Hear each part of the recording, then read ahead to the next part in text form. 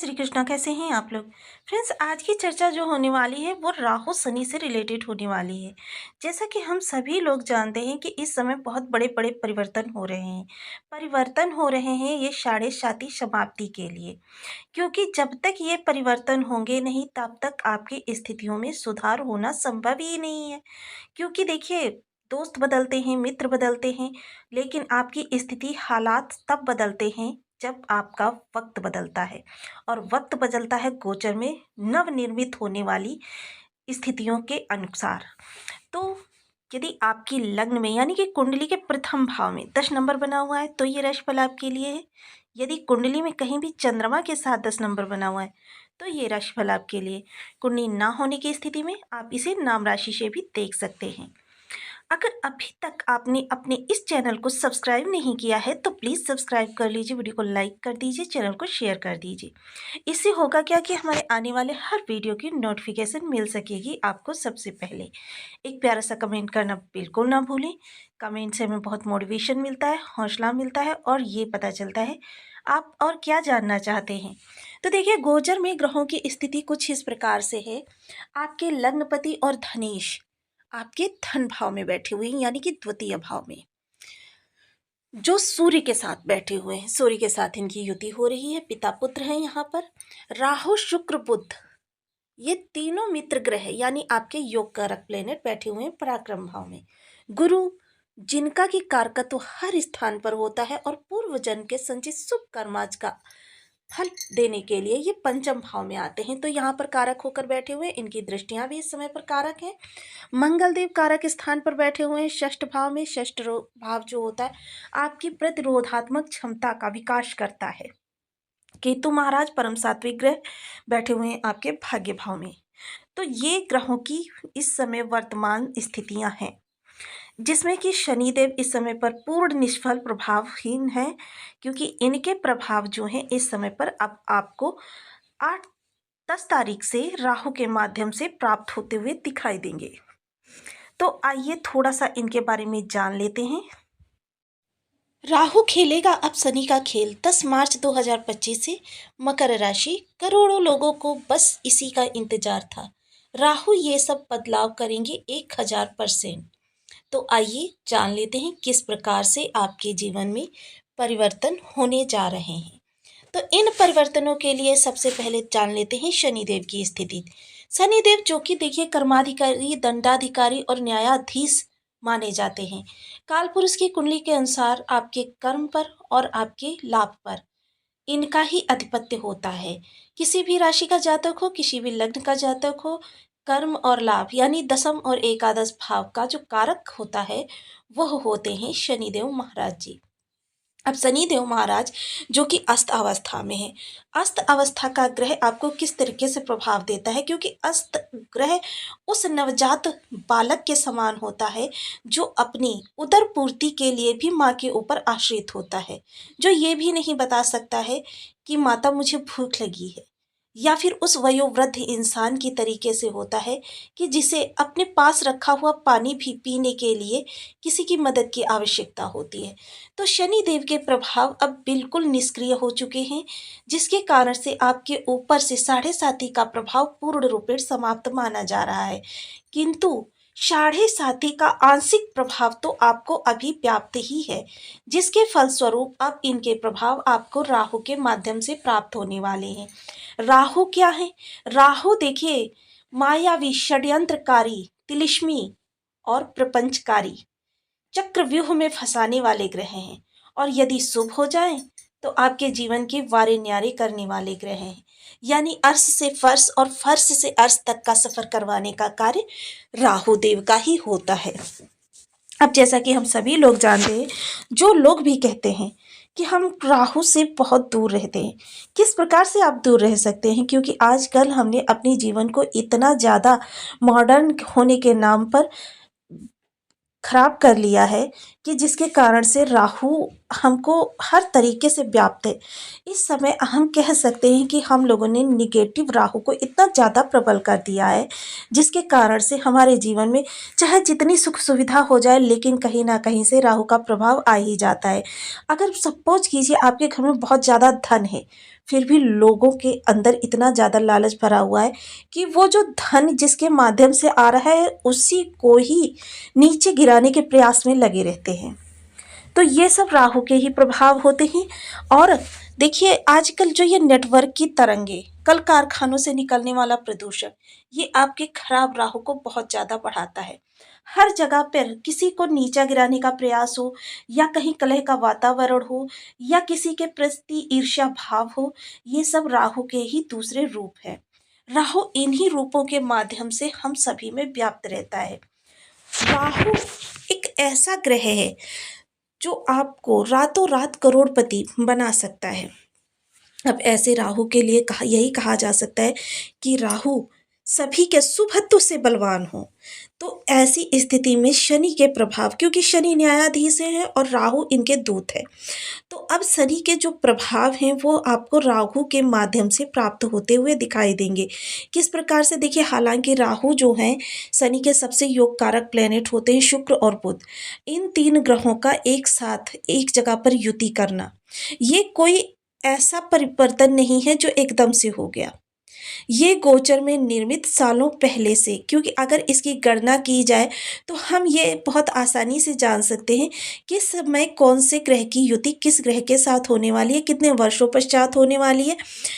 तो ये सारी चीज़ें इस समय पर निकल कर आ रही हैं कि आपकी 7.5 का प्रभाव आप रूपेण से पूर्ण रूपेण समाप्त समझिए। और इसके अलावा अब ये राहु जो शनि के प्रभाव आपको प्रदान करने जा रहे हैं, ये किस तरीके से प्रदान करेंगे, कहाँ कहाँ से आपके लिए शुभत्व निकल कर आएगा और कहाँ से आपके लिए थोड़ा सा निष्फल प्रभाव निकल कर आएगा। क्योंकि देखिए हम सदैव आपको बताते हैं, कभी भी भ्रम में नहीं रखते हैं कि प्रत्येक राजयोग आपके लिए कहीं ना कहीं से थोड़े से कष्ट भी लेकर आता है और प्रत्येक दुर्योग कहीं ना कहीं से आपके लिए थोड़ी सी खुशियाँ भी लेके आता है। ये सब हर गोचर का प्रभाव होता है। अब जैसे राहु और शनि को हमने बहुत ही नकारात्मक रूप दे रखा है, हालांकि अगर इनको समझ लिया जाए तो इनसे शुभ ग्रह कोई दूसरा हो ही नहीं सकता, किंतु फिर भी अगर उस नकारात्मक रूप को ही हम सामने रखें, एक सिक्के के जब पहलू को देखते हैं तो देखते हैं कि उस सिक्के के दो पहलू होते हैं, एक जो हमारे सामने है, एक उसके पीछे भी है। तो उस पहलू को देखने से ये ज्ञात होता है कि राहु थोड़े से प्रयास से, थोड़े से परिश्रम से आपके अनुकूल हो जाते हैं। राहु का प्रभाव है आलस्य, उन्माद और झूठ। अगर इन्हीं सब चीज़ों पर हम विजय प्राप्त कर लें तो फिर समझ लीजिए कि राहु हमारे लिए शुभ करने, क्योंकि हमने राहु को जीत लिया है। तो ये सारी चीज़ें हमें थोड़ी सी अपनी आदत में शुमार करने से बहुत अच्छे प्रभाव प्राप्त हो सकते हैं।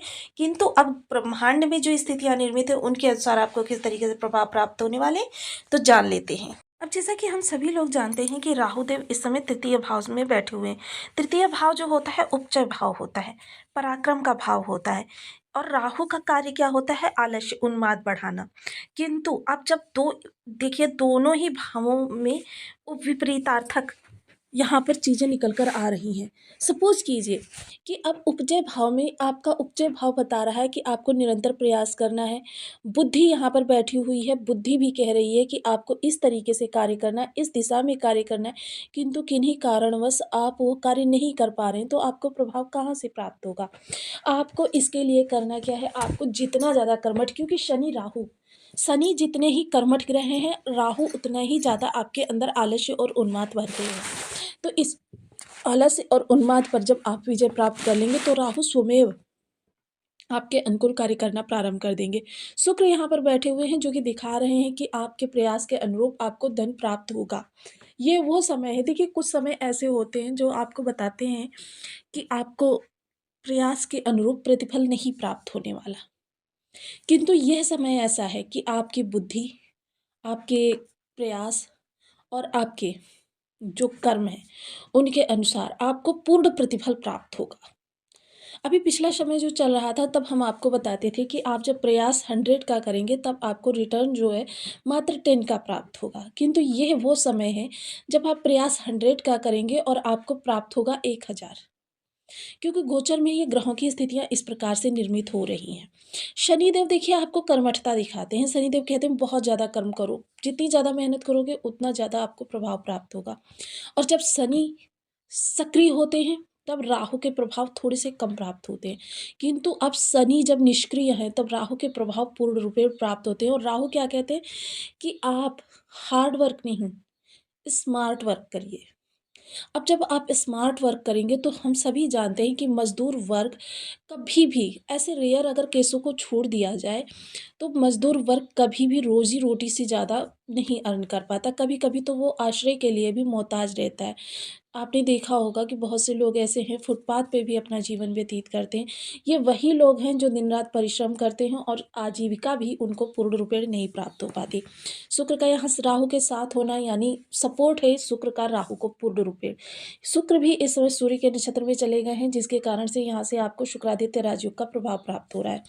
राहु स्मार्ट वर्क किन-किन क्षेत्रों से आपको दिखा सकते हैं? स्मार्ट वर्क इस समय टेक्नोलॉजी से आपको प्राप्त करा सकते हैं। स्मार्ट वर्क इस समय आपको ज्योतिष, शिक्षण, ग्रीनरी वर्क, लग्ज़री कार्य, फूड इंडस्ट्री और आपके technology, computer work, social media, glamorous line, film उद्योग, टीवी जगत या फिर फ़ोटोग्राफ़ी, जितने भी ये कारोबार हैं, इलेक्ट्रॉनिक्स का हो गया, लाइटिंग का हो गया, ये जितने भी कारोबार हैं, इन कारोबारों से आपको बहुत ही ज़्यादा इस समय पर लाभ प्राप्त हो सकता है। थोड़ा-सा अपने माइंड पर ज़ोर डालिए, क्योंकि माइंड है आपका जो राहु है, और राहु जितना ज़्यादा आप सीखते जाएँगे, उतना ज़्यादा राहु आपके लिए लाभ की उपलब्धियाँ उत्पन्न कराते जाएँगे।